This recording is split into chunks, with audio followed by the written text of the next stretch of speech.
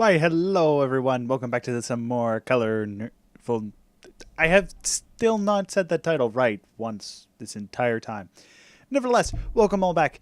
I want to be talking today a little bit more about something that's a little more niche. Well, it's even more niche, really. Or is it less niche?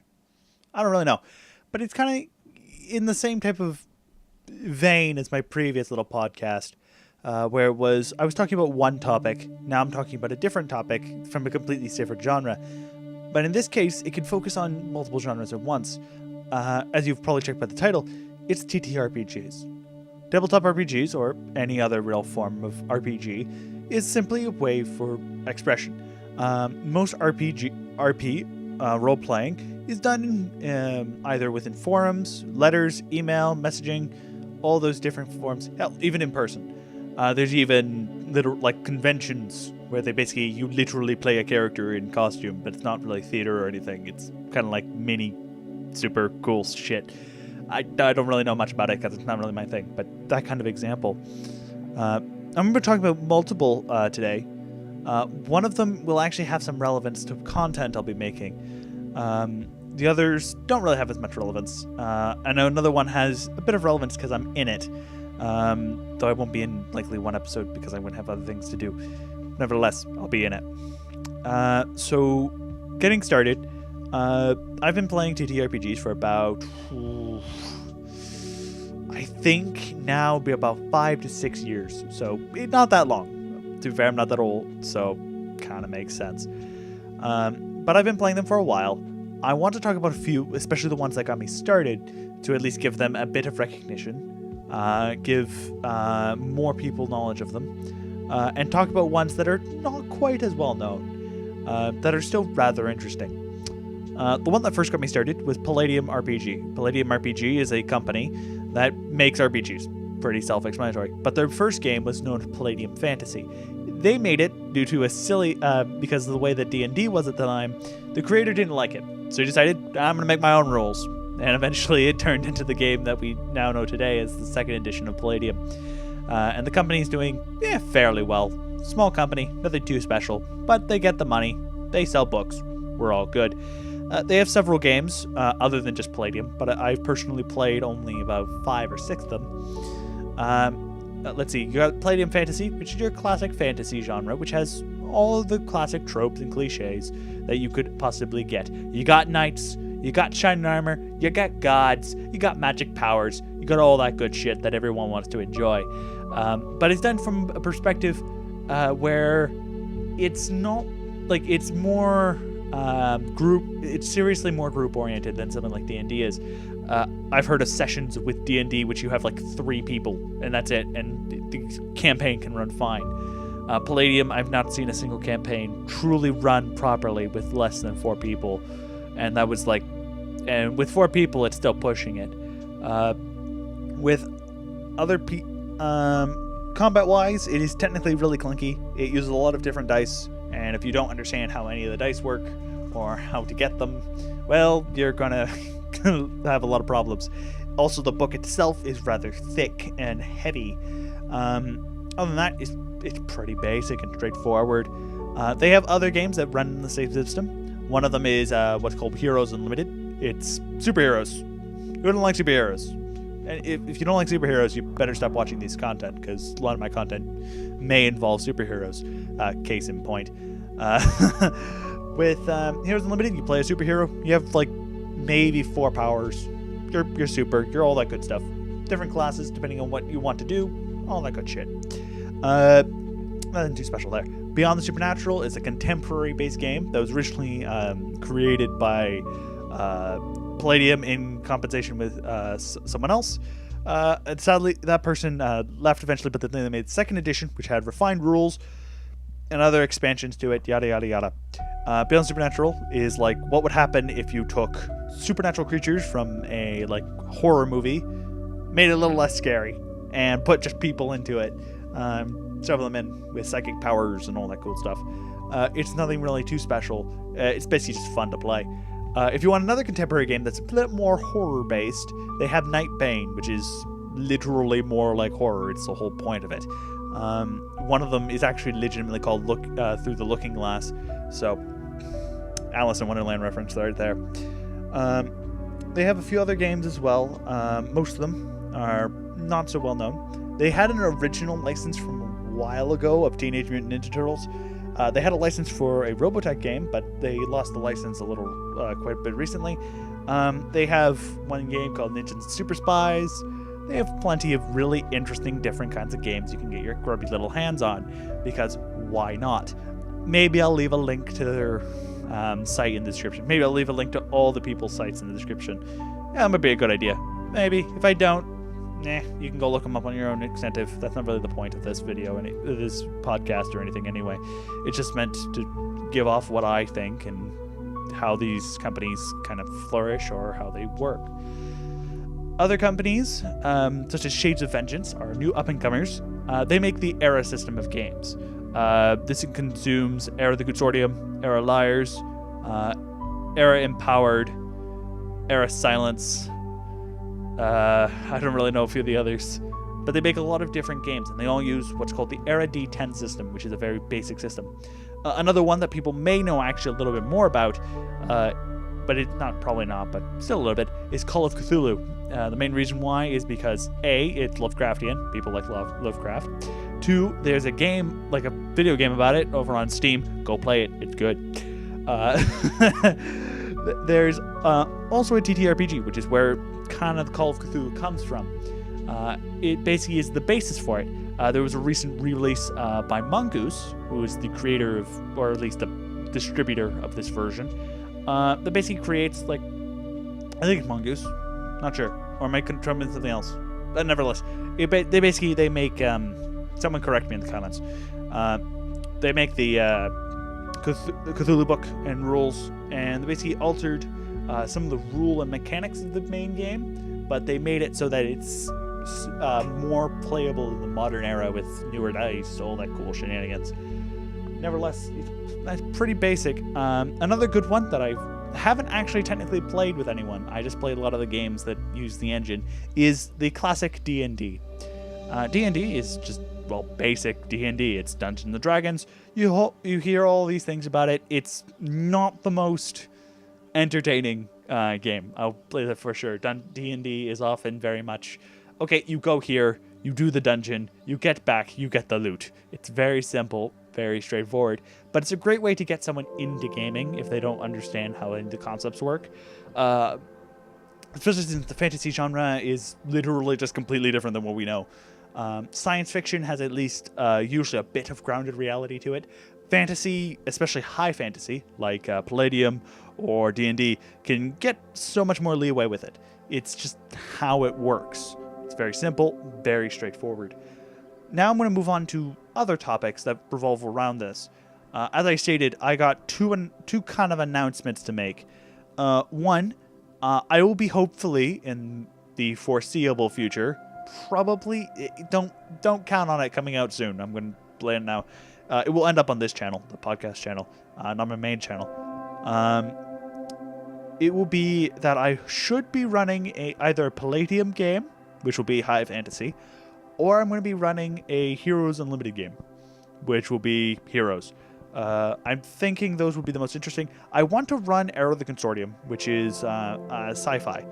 But the problem is that it uses the Era D10 system, and most of the people I play with know either D&D, nothing, or the Palladium system. So it'd be much easier to get them involved into one of those than it would be to try and get into the Era D10 system without a lot of explanation ahead of time. A few other things. I should actually probably talk about what Heroes is in absolute detail. Heroes Unlimited is literally, basically, you play as heroes. I could set it in any time period. Could be contemporary, could be like World War II, could be something like that. Recently, I played a World War II game. That was rather fun, actually. Basically, where you're heroes, but you're in the military. And it's like you're fighting, literally fighting Nazis. It's like superheroes that punch Nazis. But you have to remember, Nazis have superpower. Some certain Nazis have superpowers too, so you have to fight supervillains and all this mess. We don't even know really what's going on. So it's fun, it's interesting, it's different. That campaign ended. It was interesting. my character was a giant lizard a giant human who turned into a lizard who would crush everything with his goopilian flail. I am not kidding. He had enough strength where basically he could crush a car in 5 seconds. No, not even that. He could literally put his foot down and he would crush a car. And throw it. It was a very interesting character. I'll leave that one at that. There's a few other really interesting things that come up with heroes.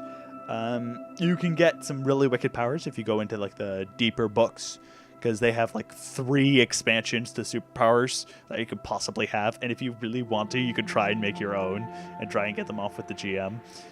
Most of the time, GMs will try and stick to what's in the book because it's better, but there's a lot of them. Even in the base book, there's like a good 50 minor powers and a good maybe 30, 40 major powers. So that's 90 powers for you to play with, which is top tier. I like it.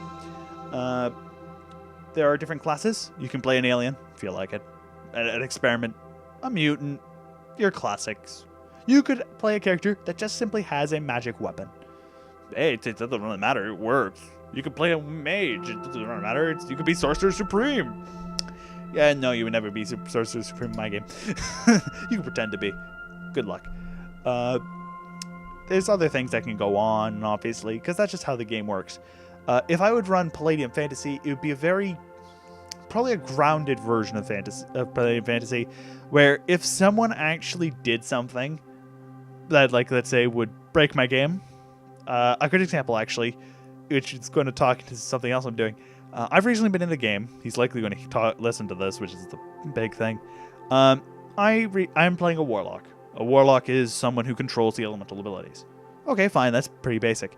I got really lucky on a roll, and I managed to summon a Fire Elemental. Level 1, I was at level 1, so summoning a Fire Elemental is kind of a big deal. I managed to summon it. There was something that happened that was absolutely stupid. A Fire Elemental has a speed of 46. Minimum. Actually, no, it's speed of 41 minimum. Which is, like, ludicrous. So if you can't, like, it can basically outrun anything. This Fire Elemental basically couldn't do the one job I gave it simply because it couldn't, it basically thought that they looked the same or something like that. Like, no, they're not that dumb. They're dumb, but they're not, like, stupid. They don't have such low IQ or such low intelligence where they don't understand or can recognize faces. They're distinctly smart enough to realize what is good around. Yeah, they're not the most brightest brick on the block, but they're not stupid. They're not like, I have to roll to remember what my name is. We actually had someone who played a character like that. It was hilarious. His name was Fang. Fang with the chair. Basically, what would happen, the person who was playing him would roll a d20. If he rolled a 1, he would remember what it was, like, completely. Because he had an IQ of 2. So he was so dumb. He was literally dumber than a post. So he forgot his own name. So he was called Fang from now on. And it was rather amusing. I haven't actually played with that person, but I've heard many, many stories. I know a lot of people. They're rather fun. Other than that, there's some basic things that can go around and talk about that and all this mess. Now, for the as for Era of the Consortium, I should probably talk about that because I wanted to run it. I still have the campaign actually I'm working on, but I'm not really going to run it yet. Era of the Consortium is a space-based game where Earth has basically been ditched. Basically, they're so far in the future that Earth is kind of gone, exploded, consumed, dead. So they're in basically another solar system. It's not really stated if it's in the universe or another galaxy, but it's in another solar system. Said solar system, basically you're stuck within those solar systems because they don't have pure FTL travel. So they use wormholes to get between each 3. Most of the time you could escape pretty quickly. It's not too hard. You have sublight drives basically, so you can move faster than normal. And you can't really be tracked through that method. So we're good. Basic travel is not too hard. You have 3 basic solar systems, whole bunch of planets, whole bunch of cool shit, whole bunch of giant mechs, good ships, lasers, acid sprayers, different races, standard stuff. Aliens, squid people, trees. No, I am not kidding. You can be Groot. And I mean it. You can literally be Groot. Just the thing is, you actually can speak rather than just say 3 words. Nevertheless, everything else that is going on is fairly simple and straightforward. Easy. Nevertheless, the other announcement is that I'm playing in a game currently. I think it's going on YouTube eventually. Not sure, but I'm pretty sure. It is a Palladium High Fantasy game. I likely won't be in the next one after the one that will come out. Yes, that. I will not be in it. Why? Because I'll be busy doing other things. I apologize. But I currently lack the necessity to actually go play.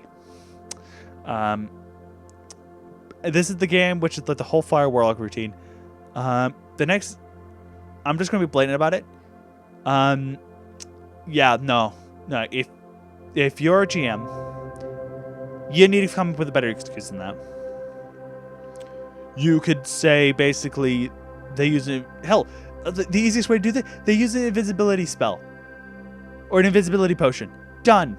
Easy. Peasy. They force the other person who they have captive to drink it. There you go. Poo. Done.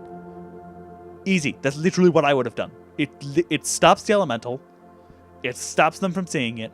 It would have been simple. You can't find them. Easy. No, we had to do it with the convoluted way of, oh, they look like each other. I'm sorry.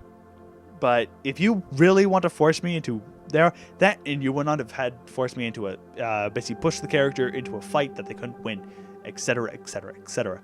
So, me being nitpicky, that's not really the reason why I'm not going to be there. I'm probably going to be doing other things on that day because I have responsibilities to deal with, aka base race, and a few other things. So, that and I might also start doing these podcasts more often, and I kind of want to have Saturday and Sunday to do these podcasts because they take a long time to edit and render. Because you notice I put music in the background. I make, I have things up there. Eventually, if I'm smart enough and can figure out enough things, I'll start doing like little puppets. Like I'll have flash puppets up there. I'll start doing other things like that. There'll be neat things, hopefully scattered about on occasion. But I have to figure it out first because I don't understand completely. Once I have it going, it should be fine. It'll be very basic images, nothing too special. Nevertheless, I hope you enjoyed my little ramble. It's nowhere near as long as last time. Shit, that was a pain to upload. But nevertheless, stop my own rambling. I'll have a longer one for you a little later, where I'll actually probably be gaming over it, because it is about gaming. It's going to be about Pokemon, actually. I really need to talk about it. I've been trying to talk about it, but I've never really had every time I record it, it's always negative. I finally found a positive topic to talk about. And it just, hopefully it will make people smile, laugh, or at least take something away from it. Hopefully you've all enjoyed listening. I may also talk about other things. You know what? Maybe I'll throw like a poll or something, which is like, which podcast do you want to see next? And I'll work on that after maybe a week. I don't know. We'll see about it. I'll see you all here next time, whenever that is, because this is not my main channel and I don't always upload. I apologize. I'll see you all here next time. Bye.